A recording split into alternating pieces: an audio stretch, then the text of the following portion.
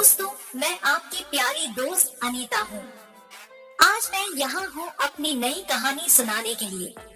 हमारे शहर में एक खुशनुमा और रंगीन दिन था जब हम विक्रम के घर बारात को स्वागत करने गए थे। सभी लोग उत्साहित थे और मजे ले रहे थे। बड़े छोटे सब मिलकर डांस कर रहे थे। विक्रम की शादी के इस मौके पर मैंने मोहित नाम के एक लड़के को देखा। वह लड़का बहुत सुंदर और एकदम जवान दिखता था। उसके चेहरे पर नाचती हुई रौनक और खुशियाँ नजर आ रही थी। उसके खुले बाल, छोटी छोटी मुस्कानें और सादगी से वह हर किसी का ध्यान आकर्षित कर रहा था। मैंने अपनी दोस्त से मोहित के बारे में पूछा और सुना कि वह एक बहुत ही समझदार और सामाजिक व्यक्ति है। उसके साथ हर कोई खुश दिखाई देता था और वह एक समझदार और नेक दोस्त था। शादी के मौके पर विक्रम की बारात ने खुले आसमान के नीचे धूमधाम से शादी की रस्में पूरी की। नाच गाने, मस्ती और खाने पीने का आनंद भरा विशाल समारोह था। यह दिन हम सभी के लिए यादगार रहेगा। मेरे शहर के यह खुशनुमा अनुभव और मोहित के साथ बिताए गए समय ने मेरे दिल को छू लिया था। एक दिन में हमारी दोस्ती और दिलचस्प वारदातों से भरा रहा था। वह दिन मेरे जीवन के सबसे खास दिनों में से एक बन गया। दोस्तों, जब बारात में मस्ती और रंगीन खुशियाँ थी, मैं भी अपने प्यारे दोस्तों के साथ इस धूमधाम भरे समारोह का आनंद उठा रही थी। दिन भर के आनंद भरे नाच गाने और मस्ती से लबालब हो रही थी। हम सभी एक दूसरे के साथ अपने दिल की बातें बटोर रहे थे और मुस्कुराहट खोलकर बांट रहे थे। दोस्तों, मैं बहुत हॉट और आकर्षक दिख रही थी। मेरी उम्र बस 22 साल है और उस दिन मैं और भी ज्यादा खूबसूरत लग रही थी पूरे मेकअप के साथ। मैंने क्रॉप टॉप पहना था जिससे मेरा पेट भी अंदाजे से दिख रहा था। गोल्डन झुमके, सुंदर मांग टिका और आंखों में काजल ने मेरी खूबसूरती को और भी चार चांद लगा दिया था। बालों को सिल्की और स्ट्रेट करके उन्हें खुले छोड़ा था जिससे मेरा चेहरा और भी निखार गया था। खासकर मेरे होठों पर लगा गुलाबी रंग का लिपस्टिक मेरे चेहरे की सुंदरता को बढ़ा देता था। मैं नजरों का आकर्षण बनी रही और लोग मेरी खूबसूरती के दीवाने हो रहे थे। मोहित को आकर्षित करने के लिए एक खास दिन था। आज जो भी मुझसे मिला था वह मेरी सुंदरता को देखकर चौंक जाता था। मोहित ने मुझसे नजरें मिलाते हुए इशारा किया और प्यार भरे अंदाज में कहा, आ जाओ न, मुझसे दूर जाओ। मैं भी उसके इशारे का मजा लेने के लिए मुस्कुरा के जवाब दिया, नाना अभी नहीं। वह और भी मुस्कुराया और कहा, आना, क्यों इतना शर्माती हो। मेरे दिल के करीब होने के बावजूद भी मैं उसके पास नहीं गई। मोहित की मासूमियत, उसके चंचल होठों के चुंबन और उसकी खास मुस्कान ने मुझे भी मग्न कर दिया था। मैं खड़ी थी लेकिन वह बढ़ता जा रहा था। उसके मेरे पास आने का सफर एक सपने से कम नहीं था। मैं थोड़ा अंधेरे में घुस रही थी और वह भी मेरे पीछे पीछे बढ़ रहा था। जैसे ही मैंने उससे नजर मिलाई, उसने मुझसे छुपने की कोशिश की और उसके चेहरे पर खिलखिलाहट में मिली नजर आई। मेरा दिल उसके आने के लिए धड़क रहा था और एक अजीब सा स्पर्श मेरे मन को छू गया। वह मेरे पीछे खड़ा था, लेकिन जरूरत है, मैं भी उसके पास जाना चाह रही थी। हमारी आंखों में एक दूसरे के लिए वह प्यार भरी भावनाएं छुपी थी जिन्हें हम अब आवाज में नहीं कह सकते थे। उस पल जब हम एक दूसरे के पास पहुँचे, हमारी दिल की धड़कन एक समय के लिए ठहर गई।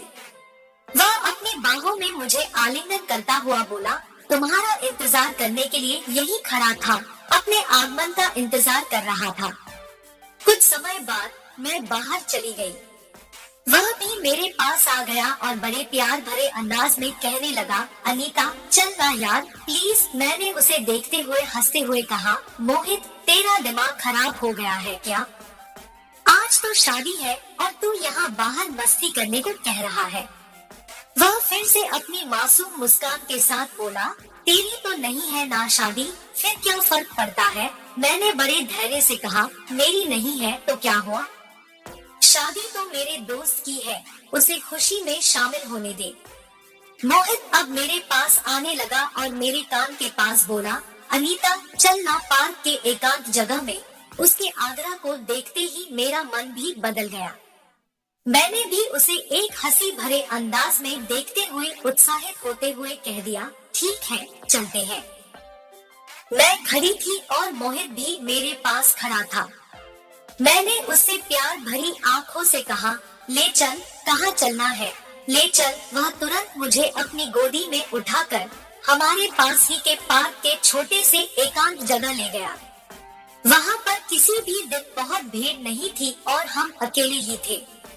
मैं वहाँ एकदम चुप थी क्योंकि मेरे मन में एक खुशी बस गई थी जिसे मैं शब्दों में व्यक्त नहीं कर पा रही थी। दोस्तों, मुझे वहाँ बहुत गर्मी भी लग रही थी क्योंकि मैंने नेट में छोटे से क्रॉप टॉप पहन रखा था।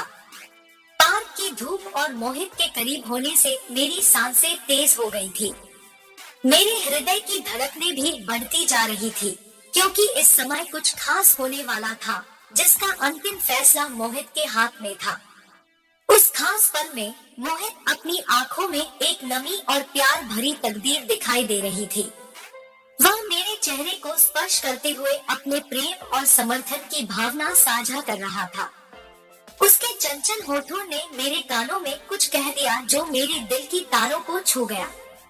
वह बिना कुछ कहे मुझे समझ रहा था, मेरी आंखों में उस खामोशी की भावना को जो मैं शब्दों में व्यक्त नहीं कर पा रही थी।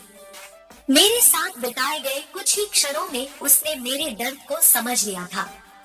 उसके साथ वह एकांत में बिताए गए ये पल मेरे लिए अनमोल थे। हम दोनों ने वहाँ दिल की बातें आपस में बिना शब्दों के कह दी। मोहित ने मुझसे जिंदगी के हर मोड़ पर साथ खड़ा होने का वचन दिया और मैं उसकी इस प्रतिज्ञा को पक्का किया। मैंने मोहित से शर्त लगाते हुए कहा, यार आज तो मुझे बहुत गर्मी लग रही है। उसने मेरी दिशा में तेजी से एक नजर डालते हुए उसने अपनी प्रेम भरी आंखों से नजर मिलाई और मुस्कुराते हुए कहा, अनीता अब तुम चिंता मत करो, मैं अभी तुम्हारी गर्मी को शांत करता हूँ। मेरी गर्मी और तप्त तन को देखते हुए मोहित ने मुझे अपनी बाहों में आलिंगन किया और एक प्यार भरी मुस्कान के साथ बोला, अब ठीक है, तुम्हारी गर्मी दूर हो जाएगी। उसके चुंबनों की गर्माहट और सहानुभूति से मेरा दिल उछल उठा था। मैं और मोहित एक दूसरे के काफी करीब थे। हमारी दोस्ती लंबे समय से चली आ रही थी और हम एक दूसरे के साथ बहुत खुश थे। हमारे बीच की ये खास बंधन बहुत महत्वपूर्ण था। दोस्तों, यह घटना उस रात की है जब वह मेरे साथ रह रहा था। वह रात भर एक अजीब सा माहौल था। चांदनी की रोशनी में मेरी गुलाबी तीतर उसके वफादारी और प्रेमपूर्ण दिल को बहुत प्रिय थी। मोहित के मन में एक अलग सा जज्बा था। वह गुलाबी तीतर को देखकर उसके मन में बहुत सारी भावनाएं उभरने लगी।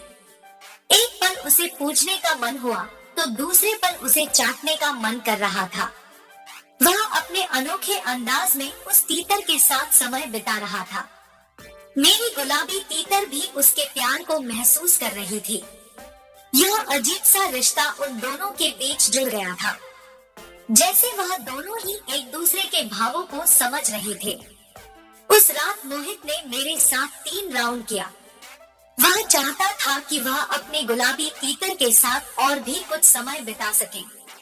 वह चाहता था कि उस रात का हर पल यादगार बन जाए और वाकई उस रात के चारों ओर एक खास माहौल था। मोहित और मेरी गुलाबी तीतर के बीच का यह प्यार अनोखा और सबसे खास था। अब मैं थक चुकी थी और वह भी थक ही गया था, इसलिए हम लोग अपने अपने घर आ गए। लेकिन मैं मोहित को और उसके धकापेल को बहुत ज्यादा प्यार करती हूँ और मेरी गुलाबी तीतर भी उसके धकापेल को बहुत प्यार करती है। ये गुलाबी तीतर और धकापेल का रिश्ता सबसे बड़ा रिश्ता होता है। इसके बिना मैं तो बेकार हूँ। मुझे बस धकापेल चाहिए, टाइट एकदम जवान। प्रिय दोस्तों, मैं आपसे अपनी यह रियल स्टोरी साझा करने में खुशी महसूस कर रही हूँ। मेरी यह कहानी एक संघर्षपूर्ण और सीखदायक यात्रा को दर्शाती है जो मेरे जीवन में बहुत महत्वपूर्ण है। मैंने इस यात्रा में कई चुनौतियों का सामना किया और विभिन्न परिस्थितियों से गुजरना सीखा। जब मैंने अपने सपनों की पूर्ति के लिए कठिनाइयों का सामना किया, तो मैंने अपनी मातृभाषा हिंदी में इस कहानी को लिखने का निर्णय लिया। मेरे दिल में यह विशेष भावना है कि मैं अपनी कहानियों को हिंदी में साझा करूं, क्योंकि हिंदी मेरी मातृभाषा है और उसमें बोलचाल करने में मुझे अधिक आसानी होती है। इस सफलता से मेरे जीवन में नई ऊर्जा और आत्मविश्वास का एहसास हुआ है। मुझे आपसे यह जानना है कि आपको मेरी कहानी कैसी लगी। आपके कमेंट और प्रतिक्रिया से मेरे लिए बड़ा महत्व है, क्योंकि आपके सहयोग से मैं और भी अच्छा लेखक बन सकती हूँ और अपनी कहानियों को और व्यापक तरीके से साझा कर सकती हूँ। आप सभी से अनुरोध है कि आप इस कहानी को पढ़कर अपने विचार और सुझाव हमारे साथ साझा करें, ताकि हम आपके साथ इस सफलता के जश्न को मना सके और भविष्य में और अधिक अच्छी कहानियों को आपके सामने रख सके। धन्यवाद और आप सभी का आभारी हूँ। प्रस्तुत कहानी पूर्णतः काल्पनिक कथा है। इस कहानी में हमें किसी व्यक्ति, स्थान या घटना का अस्तित्व नहीं होता है, वरन यह एक साहित्यिक रचना है जिसमें सभी परिभाषाएं और घटनाएं कल्पित है। इस कहानी के मुख्य उद्देश्य विभिन्न प्रकार की शिक्षा, प्रेरणा और मनोरंजन प्रदान करना है। हम इसके माध्यम से पाठकों को कुछ सोचने और सोच विचार करने के लिए प्रोत्साहित करना चाहते हैं। हमारा मतलब यह नहीं है कि हम इस कहानी के माध्यम से किसी की धार्मिक या सामाजिक भावनाओं को ठेस पहुंचाना चाहते हैं। हमारा लक्ष्य एक संवेदनशील और निष्पक्ष कहानी प्रस्तुत करना है, जो हर व्यक्ति को समझ सकती है और जिससे किसी का भावनात्मक या सामाजिक विचलन न हो। हम इस कहानी के द्वारा विभिन्न विचारों, मूल्यों और धार्मिक अनुष्ठान का समर्थन नहीं करते हैं, बल्कि सिर्फ साहित्यिक रूप से मनोरंजन और सबक सीखने की अवसर प्रदान करना है। हम विभिन्न विचारों और धार्मिक परंपराओं का सम्मान करते हैं और समाज में सद्भावना और समरसता के माहौल के लिए समर्पित है।